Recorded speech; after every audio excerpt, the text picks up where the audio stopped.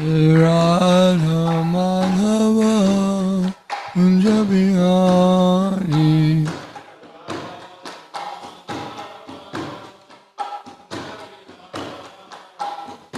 Gopijana Vallabha Giridhari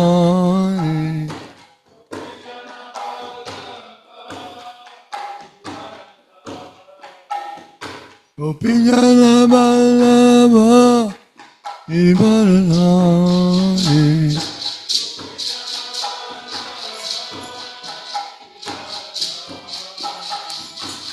Yashodanandana Bhattacharya Randana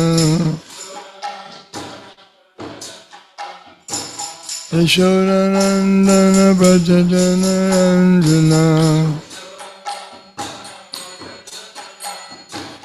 Yamuna Tira Manachari Yamuna Tira Manachari Radha Madhava Kunja Bihari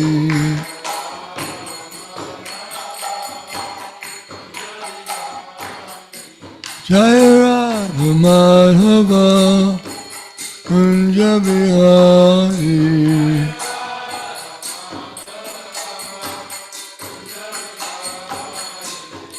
Gopijana Vallabha Giridhari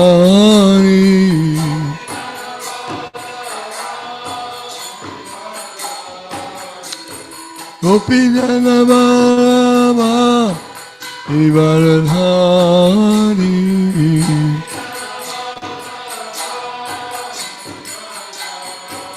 Yashodanandana Bhattacharya Randana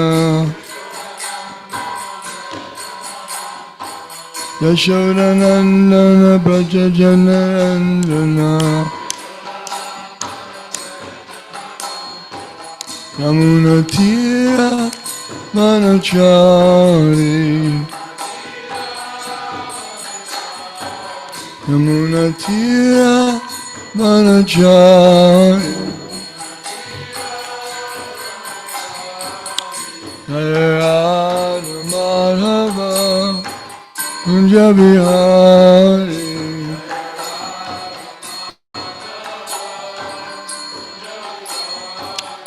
Radha Madhava Kunja Bihari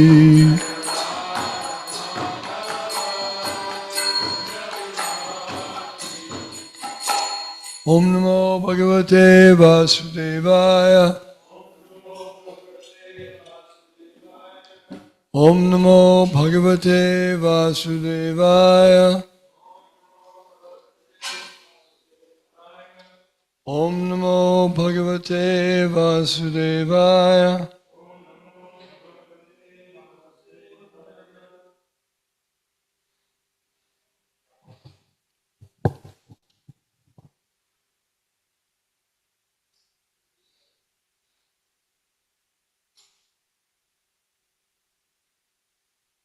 Today we'll be reading Canto 3, Chapter 1, Text 37.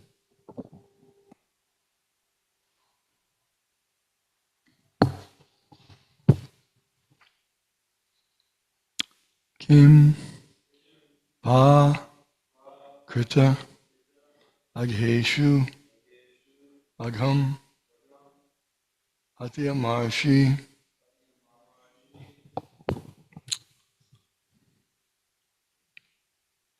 Pimaha Ahivat Dirgatamam Vimunchat Yasya Angripatam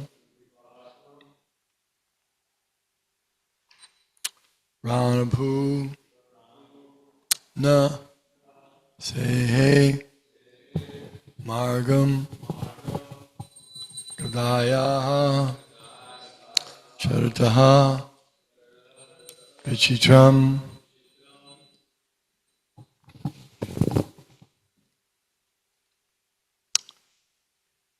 Kimbakutageshvagam Atyamarshi Bhimo hiva dirgatamam vimunchat Yashyangipatam ranabhurna sehe Magam gudayas charato vichitram Kimbakutageshvagam Atyamarshi Bhimo hiva dirgatamam vimunchat Yasyangripatam ranapurna sehe Magam gudayas charato vichitram Kimbakutageshvagam Atyamarshi Bhimo hiva dirgatamam vimunchat Yasyangripatam ranapurna sehe Magam gudayas charato vichitram Margam Gadaya Charato Vichitram. King Vakritageshwagamatya Marshi Bhimo Hivadirgatamang Vyamunchat Yasyangri Patang Rana Burna Sehe Margang Gadayas Charato Vichitram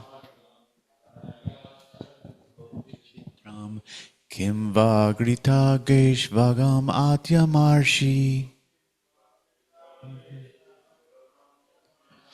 Bhimo Hiva Dirgatamam Vyamunchat Yasyangripatam Ranaburnasehe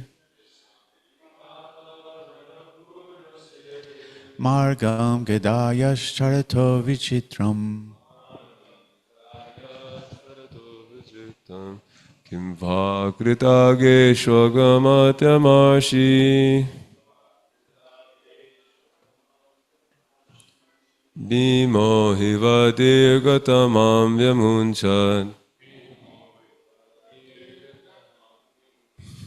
Yasyangripatam ranapurna sehe Margam gadayash charato vichitram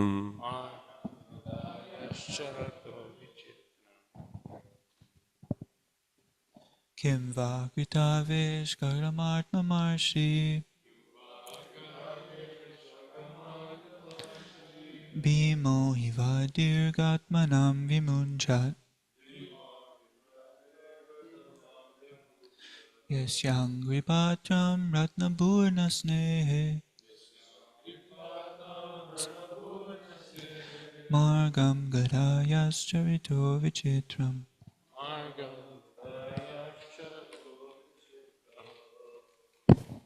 Kim Vakritagesh Vagham At Yamarshi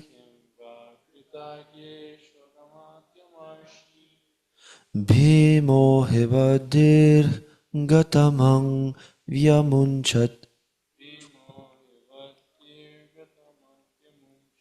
Yasyangripatam Ranabhurna Sehe Margam Gadayash Charato Vichitram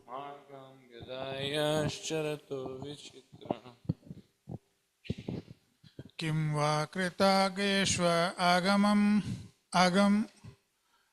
Atyamarshi Kim Vakritagesh Agam Atyamarshi Bhimo Ahivad Dirghatam व्यमुञ्चत् भीमो अहिवद् दीर्घतं व्यमुञ्चत् यस्याङ्घ्रिपातं रणभूर्नसेः यस्याङ्घ्रिपातं रणभूर्नसेः मार्गं गदायश्चरतो विचित्रं मार्गं गदायश्चरतो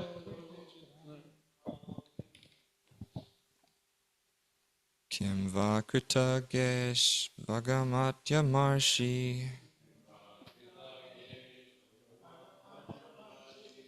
Bhimo Hiva Dirgatamam Vyamunchat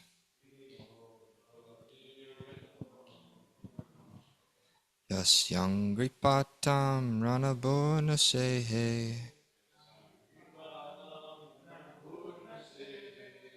Margam Gadayas Charato Vichitram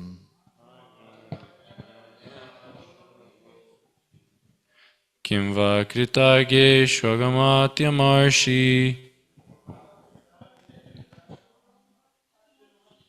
Bhimo hivatirgatamam vyamunchat Yasyangripatam ranabhurnasehe Margam Gadayascharato Vichitram.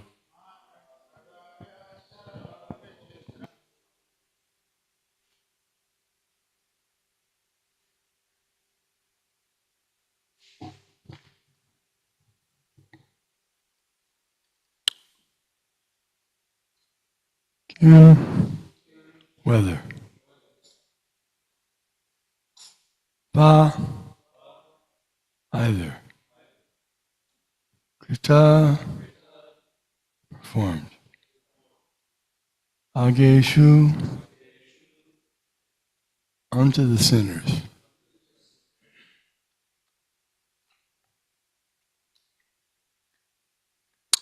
Agham, anger. Ati amarshi, unconquerable. Bhimaha, Bhima. Ahivat, like a cobra. Dirgatamam, long cherished. Vimunchat, has released. Yasya, whose. Angripatam, putting on the steps. Ranabhu, the field of battle. No, could not. Say, hey, tolerate. Margam, the path. Gadaya, by the clubs. Charataha, playing. Vichitram, wonderful. Translation. Please tell me whether the unconquerable Bhima, who is like a cobra, has released his long-cherished anger upon the sinners. The field of battle could not tolerate even the wonderful playing of his club when he stepped on the path. Purport. Vidura knew the strength of Bhima. Whenever Bhima was on the battlefield, his steps on the path and the wonderful playing of his club were unbearable for the enemy. Powerful Bhima did not take steps against the sons of Dhritarashtra for a long time. Vidura's inquiry was whether he had yet released his anger, which was like that of a suffering cobra. When a cobra releases its venom after long-cherished anger, its victim cannot survive. So, Bhima is second son of Pandu. First son was Yudhishthira, and Bhima was the son. He's the son of Pandu, but also he was the son of Vayu, because Pandu was cursed because of his hunting, sometimes the Kshatriyas, they would go hunting in the forest. To keep their abilities as warriors intact, they had to make sure they could shoot the arrows. If they're out of practice, and they go on the battlefield and they don't be ready. So they always had to stay in shape, so to speak. And they always had to make sure they were doing things right. They could. It's like a policeman. If they get too old and they don't put them in the active duty, then put them in the office or something. In other words, if he's not able to stand up and fight, that's his duty, then he has to be removed. So that's why they were sometimes allowed to hunt. Not for the sake of killing, but for the sake of their making sure their ability was there to protect the people. So anyway, he was hunting, and somehow or other he shot a sage or something while they were engaged. Sage and his wife while they were engaged. It was a mistake. He thought they were something else. Sometimes the Kshatriyas were so powerful so that they could shoot an object and tell where it was just by hearing the sound of it made. And then they would direct their arrow to follow that sound. So he heard some sound that he thought was a deer or something. And he shot, and it turned out to be a sage and his wife. So they were cursed that just as you have killed us, killed my husband, while before he was satisfied by the act of union for a son.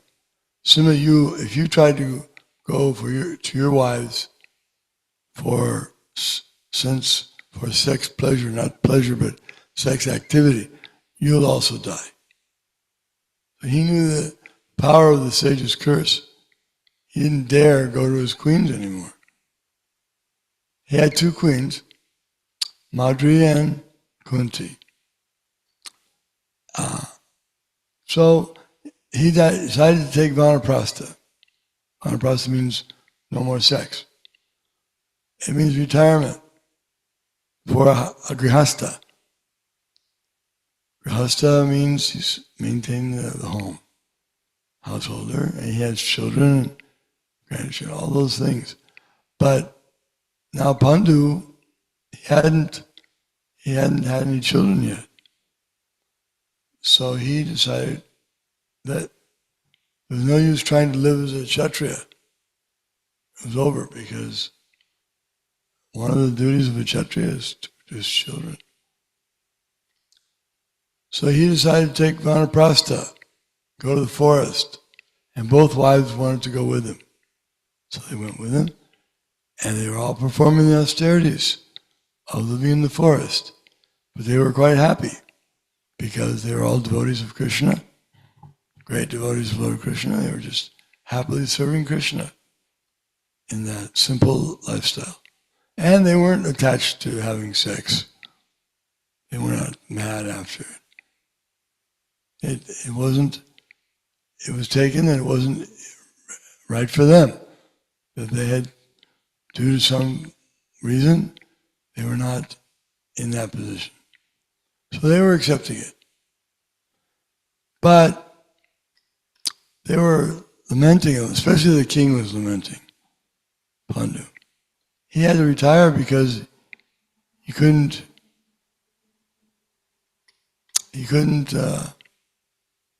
make a son to carry on the kingdom. But Kunti told him something, that I have been given a boon she had served a very a nice sage, and nicely when he came to the palace, she was son of Kunti Bhoja. That's how she got the name Kunti. Her real name was Prita. She was born with that name, but her nickname was Kunti, and she was called by that. So she had gotten a benediction from a sage that she could call on demigods. She got a mantra. If she chanted this mantra, she could call on a particular demigod and get a son by that demigod. So she knew it worked because she tried it out one time before she was married. She called the sun god when he came in. She said, she was a young girl, she said, I'm sorry, I was just testing to see if it worked. Curiosity, I didn't really want you to come, and I'm not married.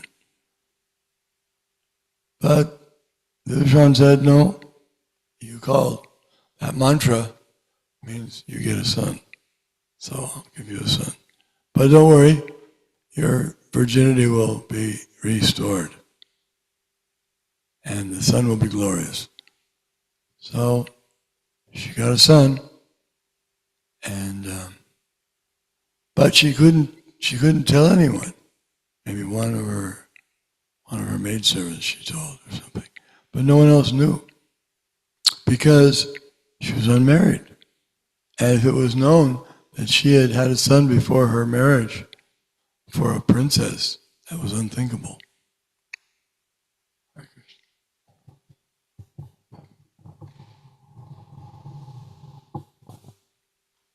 Sorry, I left it in the middle.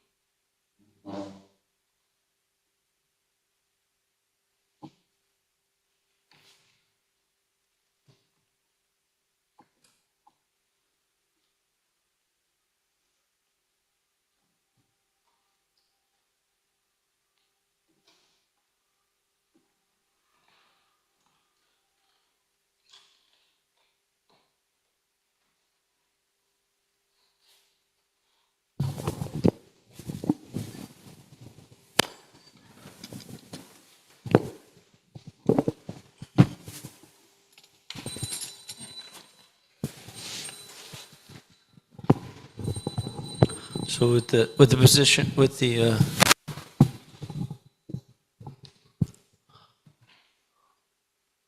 blessings of Gaura Nitai and Srila Prabhupada and all the devotees, I can continue a little bit. So Kunti had this child when she was young, and she decided that to kind of keep her dignity intact, that she would sail the child down the river. So she gave this child to the river, and that was it. Because when a woman's chastity is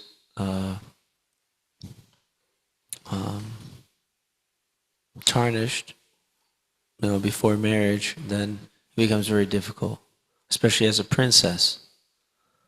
So like we heard Maharaj was actually telling us before that Bhishma Dev got involved with these three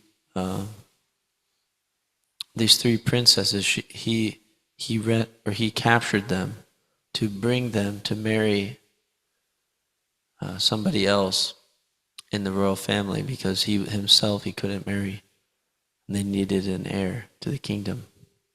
So when they were touched, or when they were associated too intimately, even just spend the night away from the kingdom without marriage, then it was impossible for them to find another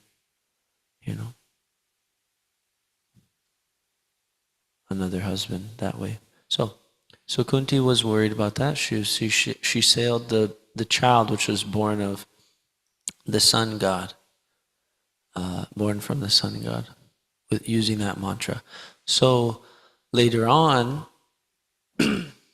that person is a very important person in the the development of this Leela, this Mahabharata, that person is Karna. So he was born with special earrings and a gold plate chest armor. So this is this Karna. And he's actually the brother of the Pandavas. So they didn't know that. I didn't know that, but Kunti knew because she had birth. She gave birth to them, all 6 of them. So anyway, he's not called a Pandava because he had nothing to do with Pandu, who was her husband after she already sailed Karna down the river. Anyway, so Bhima,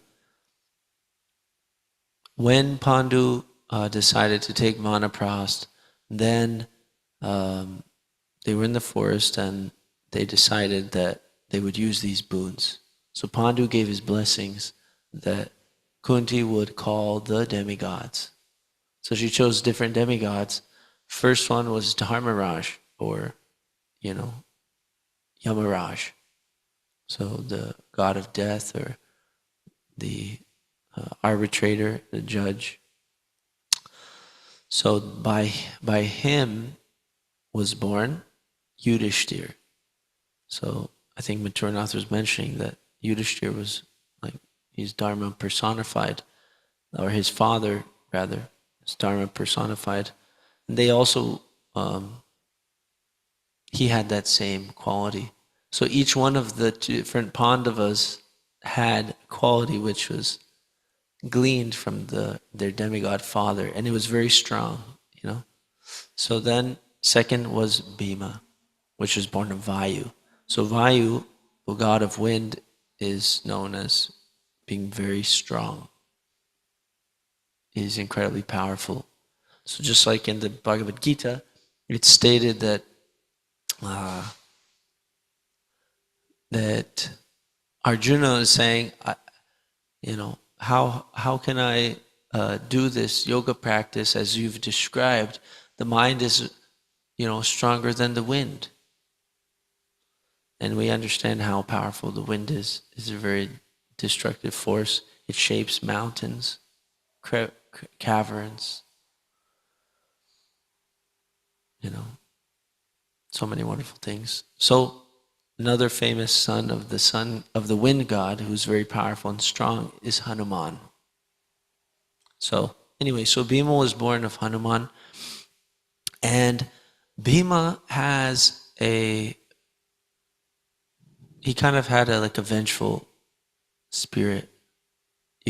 When we hear in the Mahabharata the different interactions between the Pandavas at different times, and also in the Bhagavatam, as Radha Damodar is mentioning, the Srimad Bhagavatam is our topmost authority on understanding the transcendental science. So it gives the descriptions of different personalities, and we can understand from that primarily.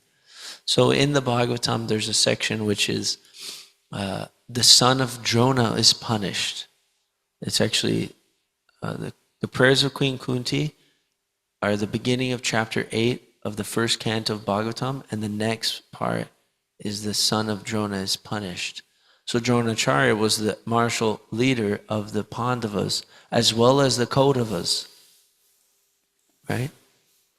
So he trained both sides of them. They were cousin brothers. So they trained actually military science together, even though they ended up fighting each other. But so the son of Drona was there, and he did some heinous act where he killed the sons of the Pandavas while they were sleeping. Now they were 16-year-old boys, so they were still battle ready. At that time, that was like the line to draw.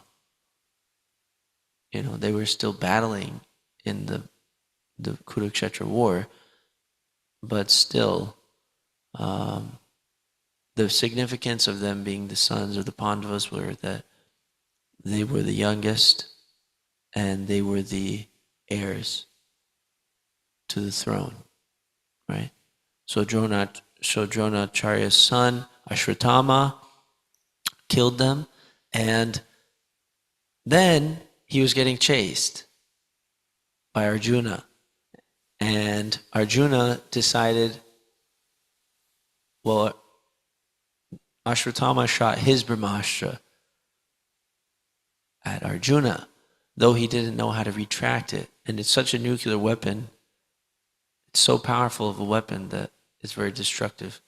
He didn't know how to retract it. So it wasn't proper.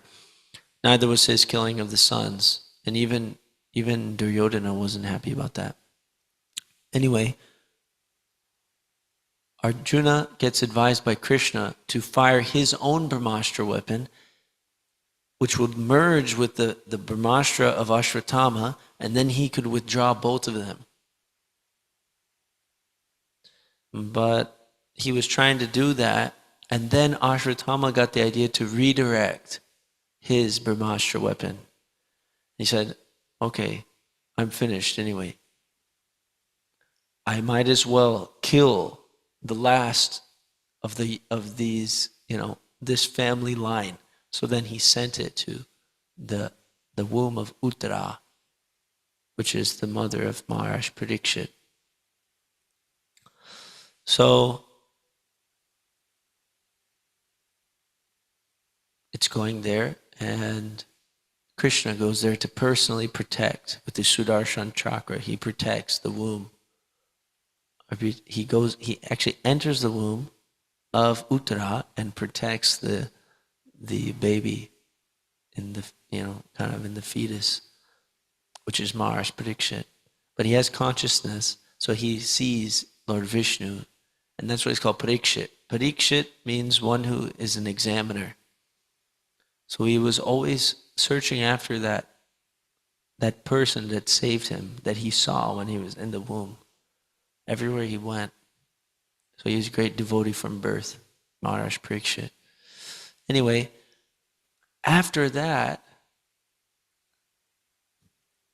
Bhima exhibited this nature of being angry like a cobra, and he was saying, finish this rascal. They caught Ashwatthama. Arjuna had this weapon which could bind him like an animal, So he just bound him up with a weapon, and Ashwatthama was caught. And then they're deciding what to do with him. And Bhima showed his nature, and he's saying, just kill this rascal. And other times too, in the battle before that, there was a specific instance where Duryodhana made many plots to kill the Pandavas. One time he made this plot, and he was going there to, to set some trap for the Pandavas. And Duryodhana and his team were attacked by the Gandharvas.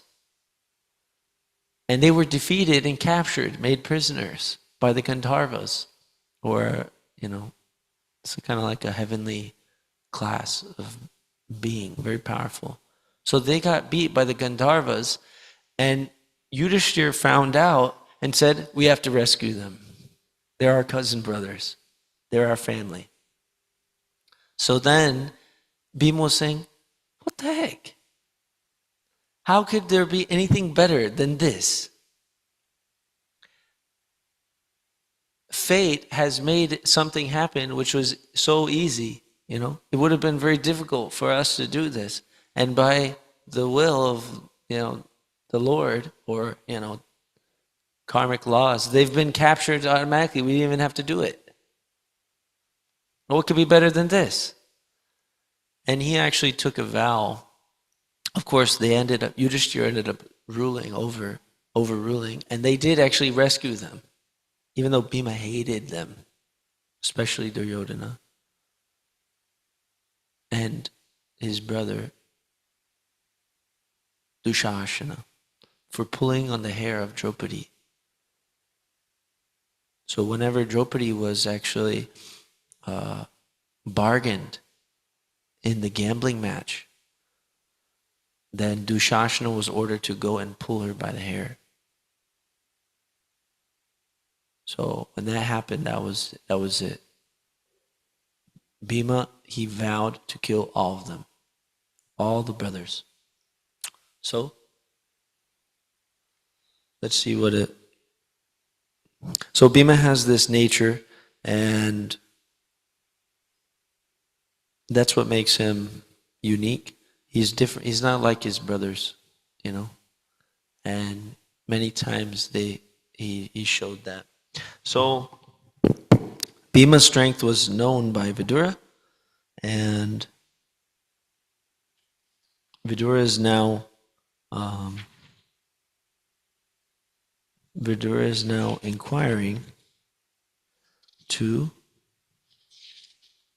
Uddhava about the Pandavas. So he asked about Maharaj Yudhishthira, which was yesterday's verse. Now he's asking about Bhima, and tomorrow he'll ask about Arjuna. And then he'll ask about the twin brothers and also about Mother Kunti. Then, yes. Okay, so Srimad Bhagavatam ki jai. Srila Prabhupada ki jai.